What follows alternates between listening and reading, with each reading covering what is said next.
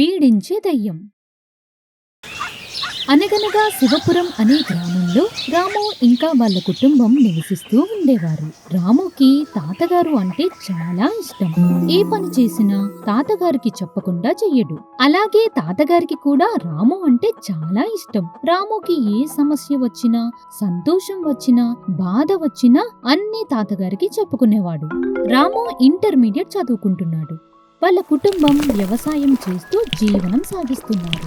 రాము మంచి merit student. చదువుతో పాటు తన కుటుంబానికి వ్యవసాయంలో సాయం చేస్తూ ఉంటాడు. రాము వాళ్ళ నాన్న పేరు సాంబయ్య. సాంబయ్య పచ్చి తాగుబోతు. ఇంటి సంపాదనలో ఎటువంటి సాయం చెయ్యడు. ఇంటి బాధ్యత అంతా తాతగారే చూసుకుంటారు. ఒరే సాంబయ్య, ఎంత తాగుతావురా? నీ తాగుడు వల్లే కదా 5 ఎకరాలు ఉండాల్సిన మన భూమి 3 ఎకరాలకి తగ్గిపోయింది. నాన్నగారు, మీరు ఇలా తాగుతూ ఉంటే మీ ఆరోగ్యం ఏమవుతుంది? మీకు ఏమైనా అయితే మా భవిష్యత్ ఏమవుతుంది? దయచేసి ఈ తాగుడు మానేయండి నాన్నగారు. నా డబ్బు నా ఇష్టంరా, నాకు నచ్చినంత తాగుతా.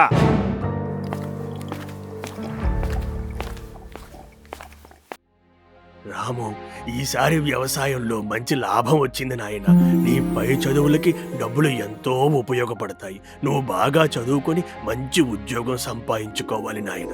అలాగే తాతగారు, తప్పకుండా. ఈ రోజు ఎగ్జామ్స్ ఉన్నాయి, దయచేసి నన్ను దీవించండి. ఎగ్జామ్స్ బాగా రాయి నాయన. నా దీవెనలు నీకు ఎప్పుడూ ఉంటాయి. రాము కాలేజ్కి వెళ్తాడు. తోటి విద్యార్థి అయిన సోముకి రాము అంటే అస్సలు నచ్చదు. అదిగోరా వస్తున్నాడు అమాయకపు చక్రవర్తి రాము. కాలేజ్కి వెళ్తున్న రాముని అడ్డుకుని సోము ఇంకా తన స్నేహితులు రాము హాల్ టికెట్ ని తీసేస్తారు. అమాయకుడు అయిన రాము వాళ్ళని ఏమీ చెయ్యలేక ఏడుస్తూ ఇంటికి వెళ్ళిపోతాడు. రాముని చూసిన తాతయ్య గబగబా వస్తారు. ఏమైంది రాము? ఎందుకు ఏడుస్తున్నావు? తాతయ్య, సోము నా హాల్ టికెట్ చింపేశాడు తాతయ్య. వాడికి ఎంత పొగరు, ఎంత పని చేశాడు. ఊరుకో రాము, పద కాలేజీకి వెళ్దాం. ఇద్దరూ కాలేజ్కి బయలుదేరుతారు. హెడ్ మాస్టర్ గారితో మాట్లాడి జరిగిన విషయమంతా చెప్తారు. సోము చేసిన పనికి హెడ్ మాస్టర్ గారికి చాలా కోపం వస్తుంది. సోము ఇంకా తన స్నేహితులను పిలిచి, సోము, ఏంటి నువ్వు చేసిన పని? నీ తోటి విద్యార్థులతో ఇలా ప్రవర్తిస్తారా? నువ్వు చేసిన పనికి శిక్షగా నీకు 2 నెలల కాలేజ్ నుంచి బహిష్కరిస్తున్నాను. సోము ప్రిన్సిపల్ ఇచ్చిన పనిష్మెంట్ ని చాలా అవమానంగా భావిస్తాడు. కొన్ని రోజుల తర్వాత రాము ఎప్పటిలాగానే కాలేజీ నుండి తిరిగి వస్తున్నాడు. ఇంటి ముందు చాలా జనం గుమిగూడి ఉన్నారు. ఏమైంది అని చాలా కంగారుగా వచ్చి చూస్తే తాతగారు చనిపోయి ఉండడంతో రాము చూసి షాక్ అవుతాడు. తాతయ్య, తాతయ్య లేవండి, దయచేసి నన్ను వదిలి వెళ్ళకండి. మీరు వెళ్ళిపోతే నేను ఎవరితో నా సంతోషాన్ని, బాధను పంచుకోవాలి? నాన్న, తాతయ్య ఎలా చనిపోయారు చెప్పండి. ఏమోరా, పొలంలో చనిపోయి ఉన్నారు. తాతగారు పోయిన బాధతో చదువు మీద కూడా సరిగ్గా ధ్యాస పెట్టలేకపోతాడు.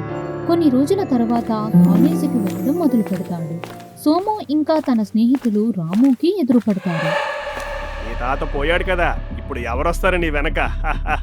రాము బాధ మరింత ఎక్కువవుతుంది. ఇంటికి వెళ్లి రాత్రంతా ఏడుస్తూనే ఉంటాడు. అంతలో తెల్లగా ఏదో వెలుగు కనిపిస్తుంది. దయ్యం, దయ్యం, దయ్యం, దయ్యం. రాము భయంతో అరుస్తాడు. అంతలో ఎవరితో గొంతు వినబడుతుంది. రాము, భయపడకురా, నేను మీ తాతయ్యని. భయపడకుండా చూడు, అప్పుడే నేను నీకు దయ్యంలా కాకుండా మీ తాతలా కనిపిస్తాను. తాతయ్య వచ్చారా? రండి, దయచేసి నన్ను వదిలి వెళ్ళకండి తాతయ్య. రాము, నువ్వు ఎందుకు ఏడుస్తున్నావు? నేను ఎప్పుడూ నీతోనే ఉంటాను. అసలు ఏమైందో చెప్పు రాము. రాము జరిగినదంతా చెప్తాడు. సరే రాము, సోముకి తగిన గుణపాఠం చెప్తాం అని తాతగారి ఆత్మ రాముతో మాట్లాడి అక్కడి నుండి మాయమైపోతుంది. ఇక ఆ రోజు చీకటి పడిన తర్వాత సోము తన స్నేహితులతో కలిసి సెకండ్ షో సినిమా చూసి తిరిగి ఇంటికి వస్తుంటారు. అయితే అప్పటికే చాలా సమయం కావడంతో చుట్టుపక్కల ఎవ్వరూ కనిపించరు. సోము, ఈ దెబ్బకు మళ్ళీ ఆ రాము మన ముందు తిరగాలంటే భయంతో వణికిపోతాడు రా. నిజమే సోము, లేకపోతే హెడ్ మాస్టర్ తో మనల్ని తిట్టిస్తాడా అని మాట్లాడుకుంటూ ముందుకు నడుస్తుంటారు. అప్పుడు వారు వెళ్తున్న దారిలో వీధి లైట్స్ సడన్గా ఆగిపోతాయి. అయితే వారు అదేం పట్టించుకోరు. ఇంతలో ఒక ఇంటి పిట్టగోడ వెనుక నుండి ఎవరో సోముని పిలిచినట్టు అనిపిస్తుంది. దాంతో ఆ ముగ్గురు ఎవరా అని చుట్టూ చూస్తారు. ఆ సమయంలో పిట్టగోడ మీద తెల్లటి చేతులు కనిపిస్తాయి. అప్పుడు వారికి కాస్త భయం మొదలవుతుంది. అయితే సోము భయాన్ని దాచిపెట్టి గంభీరంగా ఉన్నట్టు నటిస్తాడు. ఎవరది నాతో ఆటలాడేది? మీ అంతు చూస్తా, మర్యాదగా బయటకు రా. అని సోము అక్కడ కనిపిస్తున్న చేతులను చూసి కంగారు పడుతుంటాడు. అప్పుడు పక్కన ఉన్న ఫ్రెండ్స్ వెళ్ళిపోదామని అనడంతో ముందుకు కదులుతారు. ఆ సమయంలో సడన్ గా వారి ముందు తాతగారి ఆత్మ ప్రత్యక్షమవుతుంది. ముగ్గురు ఆ ఆత్మను చూడగానే భయంతో వణికిపోతారు. ఆ తర్వాత ఆత్మ వారందరినీ గాల్లోకి లేపి మరింత భయపడుతుంది. అయితే ముగ్గురిని కాసేపు గాల్లో తిప్పి దూరంగా విసిరిపడేస్తుంది. కాసేపటికి తాతగారి ఆత్మ నార్మల్ గా మారుతుంది. అప్పుడు ఇంకోసారి నా మనవడి జోలికి వస్తే మిమ్మల్ని వదిలిపెట్టను అని తాతగారి ఆత్మ వారిని బెదిరించి అక్కడి నుండి మాయమైపోతుంది. అయితే ఆత్మ దెబ్బకు సోముకి ఇంకా తన స్నేహితులకు 3 రోజులు జ్వరం వస్తుంది. అయితే ఒకరోజు సోము ఉదయాన్నే లేచి ఎవరితో చెప్పకుండా ఒక మాంత్రికుడి వద్దకు వెళ్తాడు. అక్కడ సోము జరిగినదంతా మాంత్రికుడితో చెప్పి ఎలాగైనా ఆ ఆత్మను బంధించమని వేడుకుంటాడు. నేను చాలా భయంకరమైన మాంత్రికుణ్ణి. నేను బంధించని ఆత్మ అంటూ ఏమీ లేదురా. చెప్పు, ఏ ఆత్మను బంధించాలిరా? నా తోటి విద్యార్థి రాము వాళ్ళ తాత ఈ మధ్య చనిపోయారు. ఆయన ఒక ఆత్మగా మారారు. రాముని ఏడిపించడంతో ఆయన మమ్మల్ని బాగా కొట్టి భయపెట్టారు. దయచేసి ఆ ఆత్మను బంధించండి. సరేరా, కానీ నాది ఒక షరతు. నాకు రోజు కోడి కూర నువ్వే తేవాలి. అలా అయితే నేను నువ్వు చెప్పిన ఆత్మను బంధిస్తాను. సరే, నీ షరతును ఒప్పుకుంటున్నాను.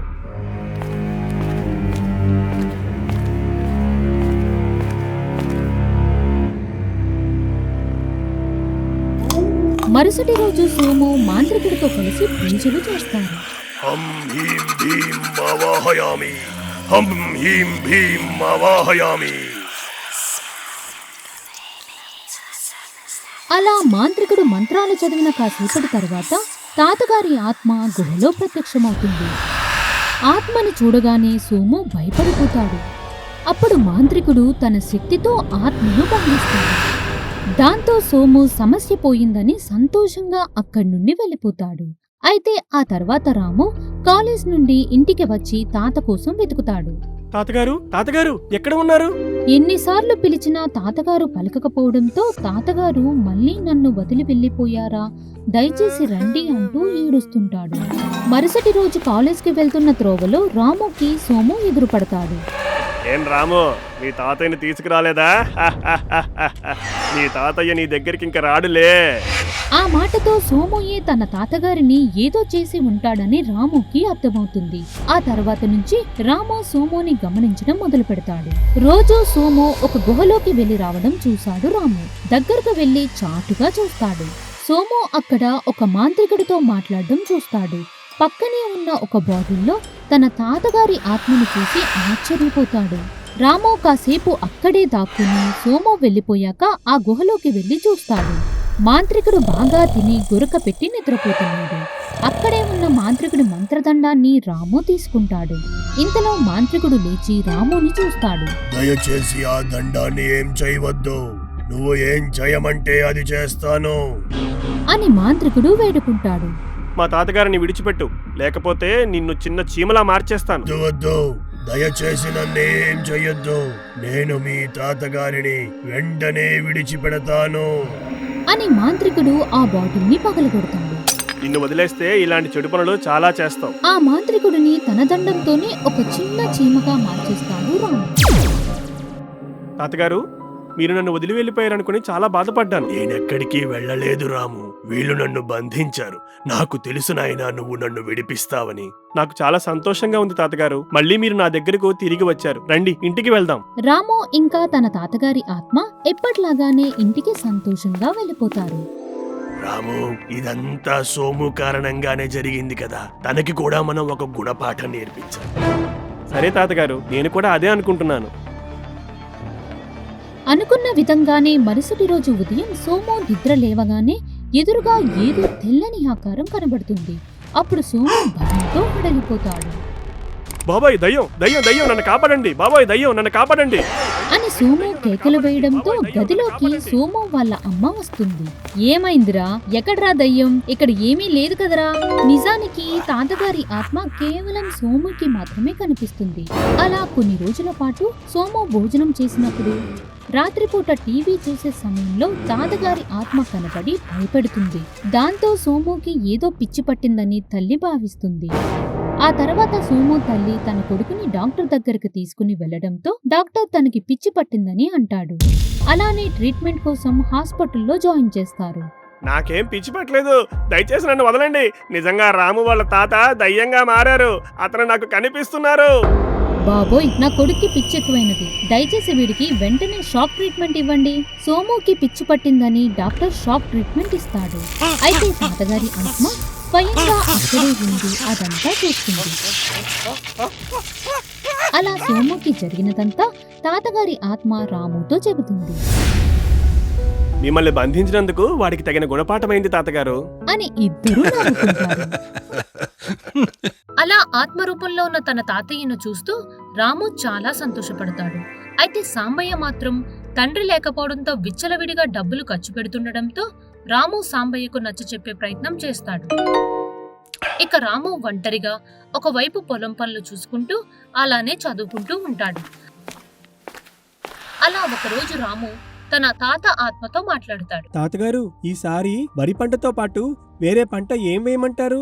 ఈసారి వేరుశనగ పంట వేయి రాము, అందులో మంచి లాభాలొస్తాయి. అలాగే తాతగారు, కానీ 2 పంటలు వేయడానికి డబ్బులు సరిపోతాయో లేదో తెలియటం లేదు. నువ్వేం కంగారు పడకు రాము, డబ్బులు చాలకపోతే మన పొలం కాగితాలు బ్యాంకులో పెట్టి డబ్బులు తీసుకోవచ్చులే. ఆ ఆలోచన బాగుందని చెప్పి తన కాలేజీకి సమయం అవుతుందని రాము ఇంటి నుండి బయలుదేరుతాడు. అలా వెళ్తున్న దారిలో తన తండ్రి సాంబయ్య ఆ ఊరి సర్పంచ్తో నవ్వుతూ మాట్లాడుతుంటాడు. ఏంటి, మా నాన్న ఆ సర్పంచ్తో మాట్లాడుతున్నాడు? ఇంటికి వెళ్ళాక దీని గురించి ఆయనతో మాట్లాడాలి అని అనుకుని అక్కడి నుండి వెళ్ళిపోతాడు. ఇక సాయంత్రం సాంబయ్య బాగా తాగి ఇంటికొస్తాడు. అప్పుడు రాము తన తండ్రితో ఒక విషయం మాట్లాడాలని అనగా ఏంటో చెప్పమని సాంబయ్య నేల మీద కూర్చుంటాడు. మీరు ఉదయం ఆ సర్పంచ్తో మాట్లాడడం చూశానన్న, మీకు తెలుసు కదా ఆ సర్పంచ్ అంత మంచివారు కాదని. అలాంటి గొప్ప వాళ్ళతో స్నేహమేమీ తప్పు కాదు. అయినా నాకు నచ్చిన వాళ్ళతో మాట్లాడతాను. నువ్వు కూడా మీ తాతలాగా నా విషయాల్లో తలదూర్చుకో. అప్పుడు సాంబయ్య మాటలకు రాము బాధపడి లోనికి వెళ్ళిపోతాడు. కొన్ని రోజుల తరువాత రాము పంట వేయడానికి డబ్బులు చాలక పొలం కాగితాల కోసం బీరువా తెరిచి చూస్తాడు. అయితే అందులో పత్రాలు కనిపించకపోవడంతో కంగారు పడి తన తాత ఆత్మను పిలుస్తాడు. ఇక తాత ఆత్మ అక్కడ ప్రత్యక్షమై ఇంకోసారి రాముతో బీరువా మొత్తం వెతికిస్తాడు. అయినా పొలం కాగితాలు బీరువాలో కనిపించవు. తాతయ్య, మొత్తమంతా వెతికి చూసా, కానీ పొలం కాగితాలు లేవు. అయితే ఖచ్చితంగా ఇది మీ నాన్న పనే అయ్యుంటుంది. ఒకసారి వెళ్ళి మీ నాన్నని అడుగు రాము. అప్పుడు రాము సాంబయ్య వద్దకు వెళ్లి పొలం కాగితాల గురించి గట్టిగా అడుగుతాడు. దానికి సాంబయ్య, ఎందుకలా అరుస్తావు? ఆ కాగితాలు నేనే తీసాను. ఇప్పుడు వాడితే నీకేం పనిరా? అదేంటి నాన్న అలా అంటారు? వాటిని బ్యాంకులో పెట్టి ఆ డబ్బులతో ఈసారి పంట వేద్దామనుకున్నా. ముందు ఆ కాగితాలు ఇవ్వండి. నీకు డబ్బే కదా కావాల్సింది. ఆ డబ్బు నేనిస్తా, కంగారు పడక అని ఆ పత్రాల గురించి ఏమీ చెప్పకుండా సాంబయ్య అక్కడి నుండి వెళ్ళిపోతాడు. ఇక మరుసటి రోజు సాంబయ్య డబ్బులు తీసుకొచ్చి రాముకి ఇవ్వగా రాము ఆ డబ్బులతో పంట వేస్తాడు. కొన్ని నెలలు గడిచాక ఒక రోజు రాము పొలం దగ్గర పనిచేస్తుండగా అక్కడికి సురేష్ మరియు రాజేష్ అనే 2 వ్యక్తులు వస్తారు. ఓయ్ బాబు, ఇలా రా. చెప్పండి, ఏం కావాలి? పని చేసింది చాలు గాని ఇక్కడి నుంచి బయటికి పో. ఇప్పుడు ఈ పొలం మాది. ఆ మాట వినగానే రాము షాక్ అవుతాడు. అసలు తన తాత పొలం మీదెలా అవుతుందని వారిని అడుగుతాడు. ఈ పొలం పోయిన మీ తాతది కాదు, మేము సర్పంచ్ గారి మనుషులం. ఆయనకే ఈ పొలం సొంతం అని చెప్పి రాముని పొలం నుండి బయటకు తోసేస్తారు. ఇక రాము కోపంగా ఇంటికొచ్చి తన తండ్రి మీద అరుస్తుంటాడు. అప్పుడు సాంబయ్య, ఎందుకంత కోపం రా? అసలు ఏం జరిగిందో చెప్పు. నేను ముందే చెప్పా ఆ సర్పంచ్ మంచివాడు కాదని. అయినా నువ్వు నా మాట వినలేదు. ఇప్పుడు చూడు, మన పొలం వాళ్ళ మనుషులు లాక్కునేలా చేశావు. పొలం లాక్కోవడం ఏంట్రా? నీకేమైనా పిచ్చి పట్టిందా రాము? అప్పుడు రాము పొలం దగ్గర తనకు జరిగిన అవమానం గురించి తండ్రితో చెబుతాడు. అదంతా విన్న సాంబయ్య అయోమయంగా ఆలోచిస్తూ సర్పంచ్ ఇంటికి రాముతో కలిసి వెళ్తాడు.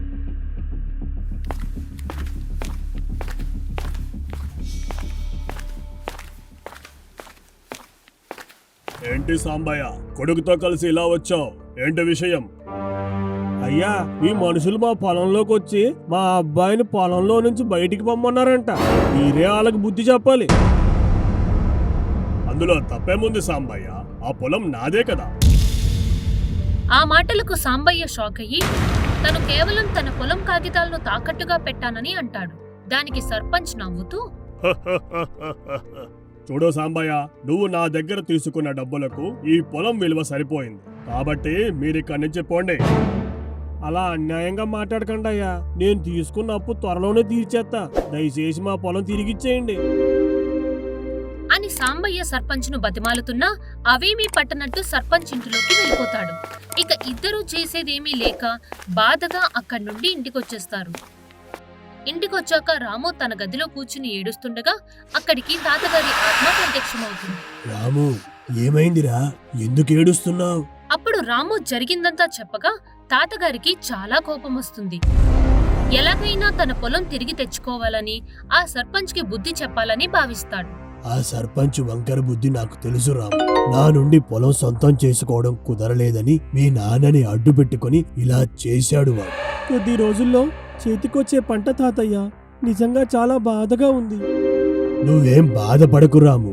వాడి నుండి మన పొలాన్ని నేను తీసుకొస్తా. వద్దు తాతయ్య, ఒకసారి నేను వెళ్ళి మాట్లాడి చూస్తా. అప్పటికీ మాట వినకపోతే ఆ తర్వాత మీ ఇష్టం అని చెప్పి రాము సర్పంచ్ ఇంటికి వెళ్తాడు. సరిగ్గా రాము ఇంట్లోకి అడుగుపెట్టే సమయానికి లోపల సర్పంచ్తో తన భార్య పద్మ ఇలా మాట్లాడుతుంది. ఏవండి, ఇకనైనా ఇవన్నీ ఆపేయండి. దేని గురించే నువ్వు వాగుతుంది? అదేనండి, ఆ సాంబయ్య పొలం గురించి. అసలే రాముకి వాళ్ళ తాతయ్యని దూరం చేసి చాలా అన్యాయం చేశారు. మళ్ళీ ఇప్పుడు వాళ్ళ పొలం కూడా లాక్కుని బాధ పెట్టడం అవసరమా అండి? ఎప్పుడు ఏం చేయాలో నాకు బాగా తెలుసు. మన అబ్బాయి సోము అక్కడ పిచ్చాస్పట్లో ఉంటే మీరు ఇక్కడ ఇలాంటి పనులు చేస్తున్నారు. ఇవన్నీ మనకు అవసరమా? పద్మ చెబుతున్నట్లు పిచ్చి పట్టిన ఆ సోము మరెవరో కాదు, ఆ సర్పంచ్ కొడుకు. ఆ మాటలు విన్న రాము షాక్ అవుతాడు. నువ్వు నోరు మూసుకో. ఎప్పుడు ఏం చేయాలో నాకు బాగా తెలుసు. ఇక రాము షాక్ లో అక్కడి నుండి ఇంటికి వెళ్లి తన తాతగారి ఆత్మను పిలుస్తాడు. అప్పుడు తాతగారి ఆత్మ రాము వైపు చూస్తూ, ఏమైంది రాము? ఆ కంగారేమిటి? తాతగారు, అసలు మీరు ఎలా చనిపోయారు? ఇప్పుడు ఆ విషయం దేనికి రాము? అప్పుడు రాము నిజం చెప్పమని అడుగగా ఎవరో తనని వెనుక నుండి వచ్చి ఊపిరాడకుండా చంపారని తాతయ్య ఆత్మ రాముతో చెప్తాడు. అదంతా వింటూ రాము చాలా బాధపడతాడు. మరి ఈ విషయం నాతో ఎందుకు చెప్పలేదు తాతగారు? నిన్ను బాధ పెట్టడం ఎందుకని చెప్పలేదు. అయినా నన్ను చంపింది ఎవరో కూడా నాకు తెలియదు. తాతగారు, మీ చావుకు కారణం ఆ సర్పంచ్. వాడే ఇదంతా చేశాడు. రాము చెప్పింది విని తాతగారి ఆత్మ నమ్మలేకపోతుంది. మన పొలం కోసం ఇదంతా చేశాడని రాము అంటాడు. ఇక తర్వాత పొలం వద్ద సాంబయ్య సర్పంచ్ను బతిమాలుతుంటే రాము అక్కడికొచ్చి, మర్యాదగా మా పొలం తిరిగిచ్చేయండి, లేదంటే పోలీస్ కంప్లైంట్ ఇస్తాం. దాంతోపాటు మా తాతగారి చావుకు కారణం నువ్వే అని చెబుతా. ఆ మాటలు విన్న సర్పంచ్ నవ్వుతూ, ఇప్పుడే వెళ్ళే కంప్లైంట్ ఇవ్వు. ఆ నేరంలో మీ నాన్నకు కూడా వాటా ఉందిలే. అసలు మీ తాతయ్య ఆ రోజు ఎక్కడున్నాడో చెప్పిందే మీ నాన్నరా. రాము, నిజంగా తాతను చంపుతారని అనుకోలేదురా. కేవలం భయపెట్టి వదిలేస్తారనుకున్నాను. చూశారు కదా మీ వల్ల ఎలాంటి స్థితికి వచ్చామో. ఇక ఇంతే మన జీవితాలు అని రాము కోపంగా అక్కడి నుండి వెళ్ళిపోతాడు. ఇక చీకటి పడిన తర్వాత సర్పంచ్ తన ఇంట్లో నిద్రపోతుండగా బయట నుండి ఏదో చప్పుడు వినిపిస్తుంది. అప్పుడు సర్పంచ్ నిద్రలేచి కిటికీ వద్దకొచ్చి చూడగా నల్లటి ముసుగు వేసుకున్న ఒక వ్యక్తి నిలబడి చూస్తుంటాడు. ఇక సర్పంచ్ ఇంటి తలుపు తీసుకుని బయటకు వస్తూ, ఎవర్రా అక్కడ? ఇక్కడేం పని మీకు? సర్పంచ్ అలా అనగానే తాతగారి ఆత్మ అక్కడి నుండి మాయమైపోతుంది. ఇక అది చూసి సర్పంచ్ భయంతో తిరిగి ఇంట్లోకి వెళ్ళబోతుండగా దయ్యం వాడి ముందు ప్రత్యక్షమవుతుంది. వెంటనే సర్పంచ్ దయ్యం అంటూ కేకలు పెడుతుండగా దయ్యం ఆ సర్పంచ్ మేడను పట్టుకుని, నువ్వు ఎంత అరిచినా ఎవరికి నీ మాటలు వినపడు. ఇక ఈ రోజుతో నీ కథ ముగిస్తా. దయచేసి నన్ను చంపొద్దు. కావాలంటే నువ్వేం చెప్పినా చేస్తా. నిన్ను ప్రాణాలతో ఉంచాలంటే నేను చెప్పింది చేయాలి. అలాగే ఏం చెయ్యాలో చెప్పు. నువ్వు ఇకపై పిచ్చివాడిలా నటిస్తూ నీ గదిలోనే ఉండాలి. ఒకవేళ అలా చేయకపోతే మరుక్షణమే నీ ప్రాణాలు తీసేస్తా. గుర్తుపెట్టుకో. దయ్యం చెప్పిన దానికి సర్పంచ్ ఒప్పుకుంటాడు. ఇప్పుడు తనకి తన ప్రాణాలే ముఖ్యం. ఇక వెంటనే సర్పంచ్ పరిగెత్తుకుని గదిలోకి వెళ్ళిపోతాడు. అలా మరుసటి రోజు ఉదయం సర్పంచ్ భార్య తన భర్త కోసం ఇల్లు మొత్తం వెతుకుతుండగా ఒక గదిలో చిరిగిన బట్టలతో పిచ్చివాడలా కూర్చుని ఉంటాడు.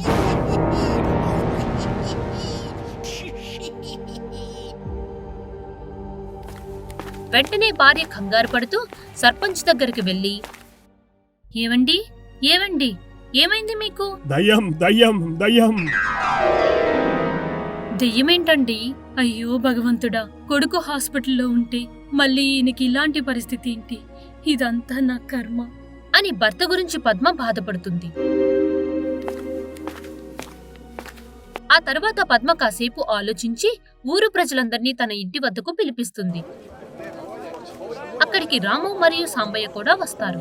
అప్పుడు పద్మ వారందరితో, నా భర్త చేసిన ఎన్నో తప్పుల వల్ల మా కుటుంబం చాలా నష్టపోయింది. కాబట్టి ఇకపై ఎవరి ఉసురు మాకొద్దు అని సర్పంచ్ అప్పుల రూపంలో అక్రమంగా తీసుకున్న ఊరి ప్రజల ఆస్తులను తిరిగిచ్చేస్తుంది. అయితే అదంతా చూస్తూ సర్పంచ్ ఏం చేయలేక గదిలోనే ఉండిపోతాడు. ఇక తమ పొలం కాగితాలు తీసుకుని సాంబయ్య వాళ్ళు ఇంటికి వస్తారు. రాము గదిలోకి వెళ్లి తన తాతగారి ఆత్మను పిలుస్తాడు. తాతగారు, ఇదంతా మీ పనే కదా? అవును రాము, ఇకపై మనకే కష్టాలు ఉండవు. ఇక ఆ రోజు నుండి ఊర్లో అందరూ సంతోషంగా ఉంటారు. సాంబయ్యలో కూడా మార్పు కలిగి పొలం పనులకు వెళ్తుంటే రాము తన చదువును సాఫీగా సాగిస్తుంటాడు. ఆ విధంగా చనిపోయిన తర్వాత కూడా తాతగారి ఆత్మ తన కుటుంబానికి తోడుగా ఉంటుంది.